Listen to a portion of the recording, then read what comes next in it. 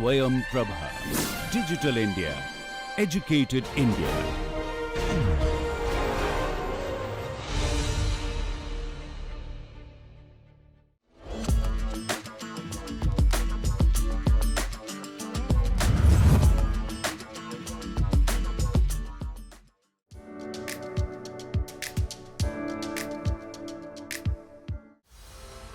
AI is reshaping how campuses operate, teach, and innovate. Its future lies in ethical, inclusive, and strategic adoption. International collaborations, like the recent partnership between UPES and the UK's ULaw to establish a Centre of Excellence in Dehradun, are key to building a future-ready academic ecosystem. By combining global expertise, such partnerships enable joint research, curriculum development, and AI-driven tools that enhance learning and teaching. We spoke with Deputy Vice-Chancellor of ULaw, Professor Peter Crisp, to learn more about the impact of such collaborations and the challenges of AI adoption in academia. We have been working with UPS now for the last 4 years, and the launch of this Centre of Excellence, I think, cements that relationship and takes it to a different level. In the short term, it will facilitate student and faculty exchange, in particularly empowering study abroad for students both from India and from England, who will have, as a minimum, a semester abroad as a formal part of their degree programme. So it'll be credit bearing, in which students either from India and from England will be able to study in a different jurisdiction, experience different cultural norms, be able to have different approaches to legal education, and therefore enrich themselves personally, but also, I think, very much in terms of their future careers, because both for UPES and the University of Law, our focus is on student success and their employability.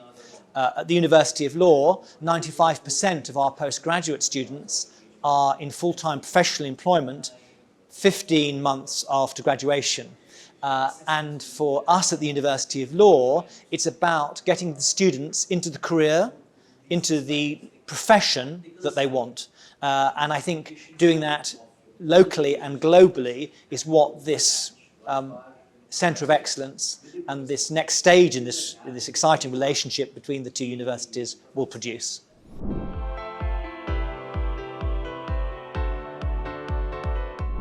I think from the student perspective, it will empower them to have the careers of their choice and to have an international career which is globally facing. I accept that many students wish to practice in their own jurisdiction, but we all live in a global house of law. It's not just about what's happening locally, it's also what's happening internationally. And if you go particularly into corporate law, you will almost immediately be involved in international transactions.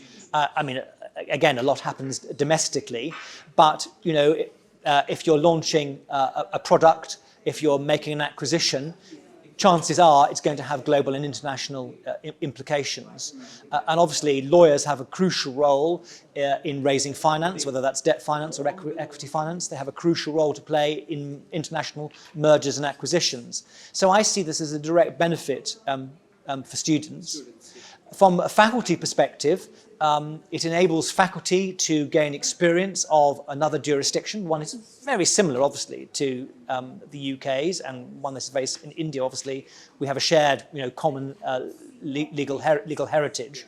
But it empowers faculty to have that international cultural exchange. But I think beyond that, it's also about the joint research and scholarship that this Centre of Excellence and the signing of this MOU will empower. So, for example, the topics that we have chosen are the implications of AI on ethics for lawyers, which I think is something that's not really been properly explored. As part of the presentation this morning, I talked about the, I suppose now notorious, Avianca case in New York 18 months ago it was now, in which lawyers from the plaintiff who was suing Avianca, the South American airline, for personal injury, cited 6 cases that they had found on their research on ChatGPT that didn't exist and were fictitious. And I think that poses and throws up some very interesting and challenging ethical issues for lawyers. And for us, our responsibility as educators is how we support, encourage our students to use AI in an ethical way when they are at university, and how then that translates into the ethical use of AI once they are in practice.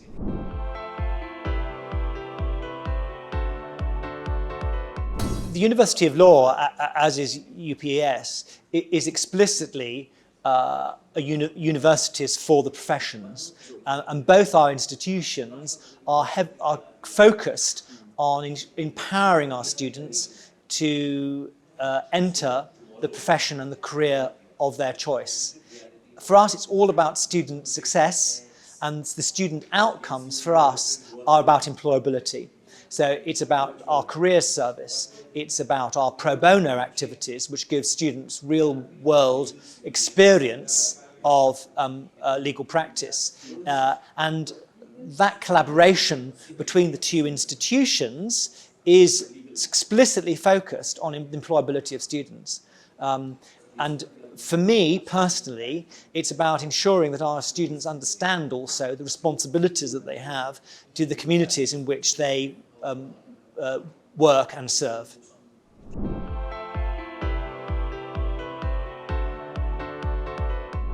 Lawyers who understand the role of AI and ethics in their practice and in society. So ultimately, it's about upholding the rule of law. It's about ensuring that clients get the service and the results that they want. And it's about the public having confidence in the legal profession and that it can trust the legal profession. So I mean, that sounds quite lofty goals, I suppose, but that really is the focus of legal education, that we produce the lawyers of tomorrow who can use AI ethically and intelligently, with emotional intelligence.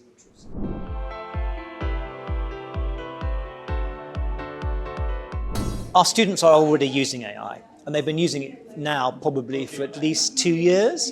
Both universities have explicit AI policies, and we actually deliberately introduce students to the use of legal technology in the classroom and to the use of AI.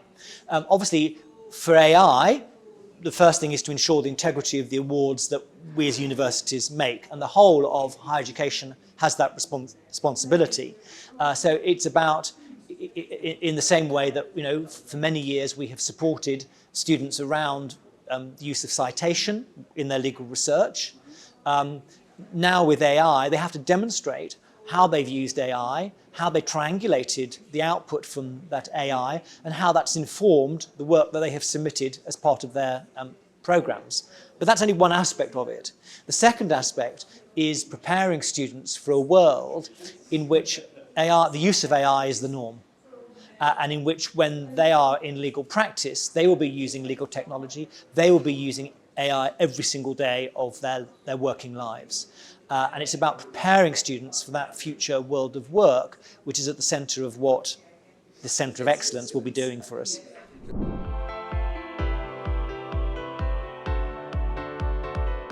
The work that we produce jointly under the brand of the Centre of Excellence will produce, first of all, programmes that support students into the world of work, but that secondly, it will also influence governments in any regulation that they produce. Because at the moment, it's a bit of a wild west out there in terms of AI. It's unregulated. I think Sir Stephen Hawking famously said, you know, a couple of years ago that AI will either be the best thing that's ever happened to humanity, or it would be the worst thing. I hope that this Centre of Excellence will ensure that AI, as far as the legal profession is concerned, as far as the rule of law is concerned, about the future of justice in the world, will be the best thing that's happened. Artificial intelligence can transform education, research, and innovation. Its success depends on ethical use, data privacy, and inclusive access. Through their partnership, ULaw and UPES aim to promote the responsible integration of AI across academic systems.